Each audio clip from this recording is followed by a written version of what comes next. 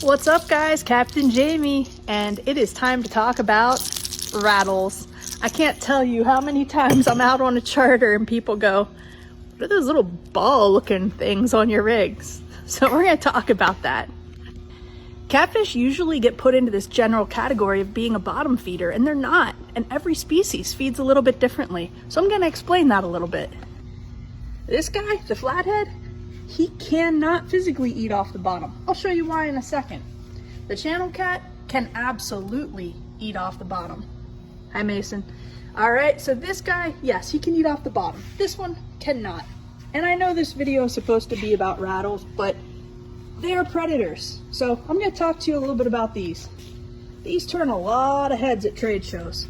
These are actual skulls. I put these together. I don't use beetles, bugs, worms, nothing like that. Acid, bleach, that would eat right through these paper thin bones. I actually take every single one of these bones apart. There's about 41 bones that make up these catfish skulls, and then I put them back together with a series of epoxy powders and fillers, and they look super cool. But they're also a great learning reference. So take a look at this. This is a flathead catfish. You see how his lower jaw sticks out so much further than his upper. This is a predator feeder through and through. This guy, he needs his bait to be up to get to it. He can't really successfully eat off the bottom. He'd be swimming upside down and backwards, all right? This guy wants his bait here where he can get to it. He can use his tail to slush up the food and then get it, but he is not scooping the bottom. So this guy is not a bottom feeder. Now take a look at the channel cat. What? Look at that. See how much further that upper lip sticks out? He has an overbite. It is so easy for him to eat off the bottom. So if you were gonna call any catfish a bottom feeder, you could call this guy one. But he's still been known to hit bait up in the water column. He'll hit spinner baits, lures, all kinds of stuff.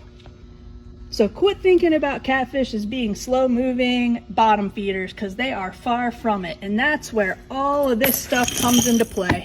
Let's get these predators hyped up and feeding. You can put these little ball rattles anywhere on your leader you want. And at the end, after I'm through everything, all the different tackle series, I am going to tie some rigs up and show you guys. But there are really endless possibilities on where you can put these, okay? They come in all kinds of different colors. They're pretty tough. I mean, they get casted around and bounced off of rocks, and it's rare I break one. Different colors, I don't know if it really makes a difference, but I'm a girl and I like pretty things, so I have lots of colors, all right? And then we're back to the demon dragons, which come in a variety of pretty colors. Of course, my favorite, without a doubt, is the purple. I wish I had all purple. Back to the color thing, I haven't noticed any difference. I buy variety packs because they're cheaper, and as a captain, I'm going through a ton of gear. I also like to hand them out to people. I'm all about just giving people stuff at the ramp, so I may not be losing it all in the river, but I'm giving it to other people to lose in the river, so that's why I have so much of this stuff. I don't have a store, I just go through a lot of it.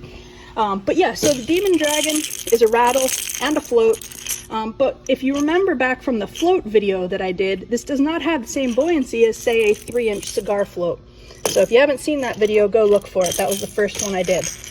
But these are going to work really good on your leader to at least get that bait up a little bit and to create that sound as it's in the water column. Same thing with these guys. And I'm just going to show you one way to rig these, because some people like to tie off to this end and tie off to this end. I am all about having as few knots on my leaders as possible. So I'll show you how I put these together. Excuse me, Mr. Channel Cat.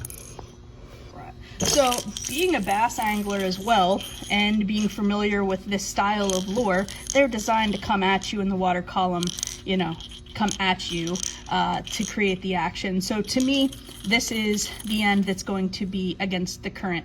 That's just my mindset, my thinking. Some people run them different directions. I always run the head facing the fishing rod so that it's going to create the most action. So then what I'm gonna do here is I'm gonna run my leader line through here, and through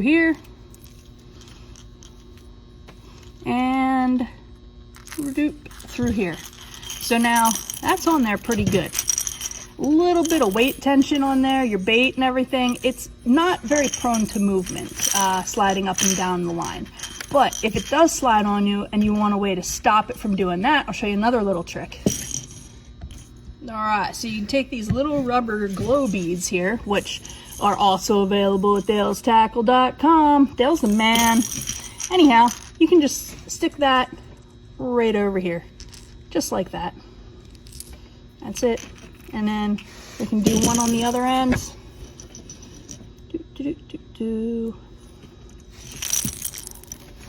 Just like so. And now that's not gonna slide around. And yeah, sure, these could pop off, but if it pops off, it's not like you're gonna lose it. You can put it right back on. So anyhow, that is your rattles. All right, you guys, that was kind of fun. Hope you enjoyed the video on rattles. Yeah, let's get these predators fired up and feeding. Add a little bit of sound, attract them, right? So the next video is going to be a really short one. It is going to be about sinker slides. All right, so tune in for that one. Thanks for watching this one.